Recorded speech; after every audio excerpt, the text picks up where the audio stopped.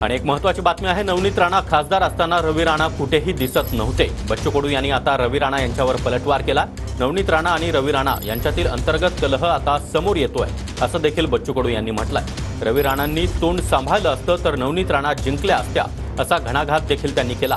नवनीत राणांनी झापल्यामुळेच रवी राणा आता चावता आले अशा शब्दांमध्ये बच्चू कडू यांनी रवी राणा यांच्यावर जोरदार निशाणा साधला.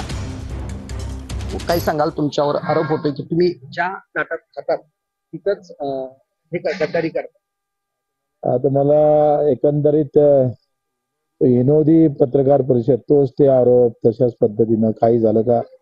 या पत्रकार परिषद मध्ये त्यांनी 108 वेळा बच्चू कडूचं नाव घेतलं. ते मानसिक तज्ञाकडे दाखवणं गरजेचं आहे. एकंदरीत जर आपण पाहिलं तर तुम्ही पूर्वी पत्रकार परिषद पहा, बच्चू कडू कितीदा नाव घेतलं. त्याच्यानं मला वाटलं नव्हतं एवढं झोमन म्हणून, पण ते फार जास्त झोमलेलं दिसलं. बच्चू कडू कपटे आहेत. बच्चू कडू महायुतीकडे 20 जागा मागतायत. त्यांचं स्वतःच्या मतदारसंघात डिपॉझिट जप्त झालंय असं बोललं. मी गेल्या 4 वेळेस मला माझ्या मतदारसंघातल्या लोकांनी निवडून दिलं. कोणाचा याच्यासारखा पाठिंबा घेऊन नाही, मी स्वतःच्या बळावर. राणाजी जेव्हा जेव्हा खासदार होत्या तेव्हा रवी राणा हा पिक्चर मध्ये कुठेच दिसायचा.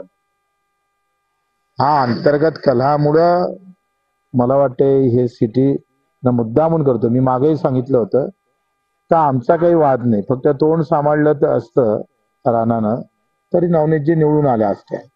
दिनेश बुबे यांच्या प्रचारासाठी मातोश्रीतून पैसे आलेत असा गंभीर आरोप केला. हे सगळं आम्ही कोर्टात जाणार आहोत. 2-3 दिवसात कोर्टात सगळ्या त्याला दावा ठोकणार आहोत आणि कोर्टातून उत्तर मागू त्या सगळ्या गोष्टीचं. तुम्ही असं आव्हान केलं की रवी राणाची विकेट काढतो विधानसभेला.